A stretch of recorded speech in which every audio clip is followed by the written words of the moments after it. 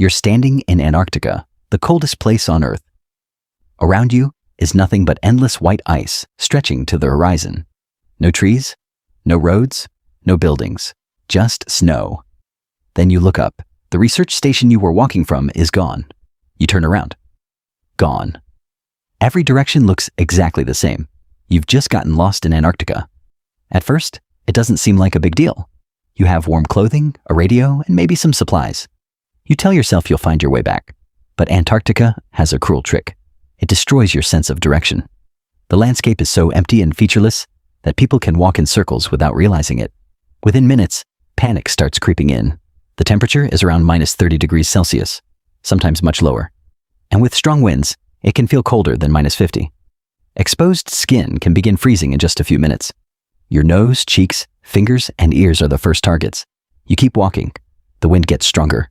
Snow begins blowing across the ground. Soon, a phenomenon called a whiteout begins. The sky and the ground blend together into one giant white wall. You can't tell where the horizon is. You can't even tell if you're walking uphill, downhill, or perfectly flat. People caught in whiteouts often become completely disoriented. Some have walked directly away from safety without knowing it. Hours pass. Your body is burning energy trying to stay warm. You become dehydrated. Ironically, one of the driest places on Earth is Antarctica. The freezing air constantly pulls moisture from your body. Your lips crack. Your throat feels dry. Your movements become slower. Then hypothermia begins. This is when your body starts losing heat faster than it can produce it.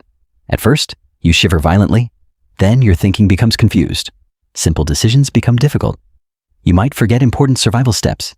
You might even stop realizing you're in danger. This is what makes hypothermia so deadly.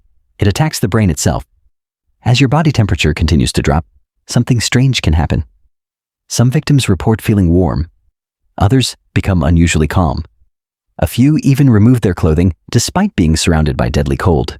To rescuers, this behavior seems insane, but by that point, the brain is no longer functioning normally. Meanwhile, search teams are trying to find you.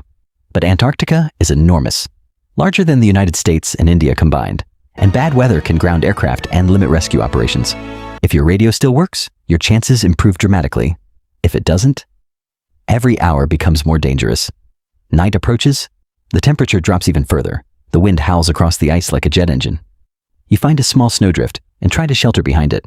It's not comfortable, but it might save your life. Because in Antarctica, survival is often about conserving heat, staying still, and waiting for rescue, not wandering blindly. If rescuers locate you in time, you'll likely suffer frostbite, dehydration, and exhaustion. You may lose fingers or toes, but you'll live. If they don't, the cold eventually wins. Not through violence, not through pain, but through a slow shutdown of the human body. Your heart slows, your breathing weakens, and eventually, you drift into unconsciousness. The terrifying part? Many victims don't even realize it's happening. So, what if you got lost in Antarctica? Your greatest enemy wouldn't be polar bears. There aren't any. It wouldn't even be hunger. It would be the cold, the wind, and the endless white emptiness that can make a human disappear in one of the most unforgiving places on Earth.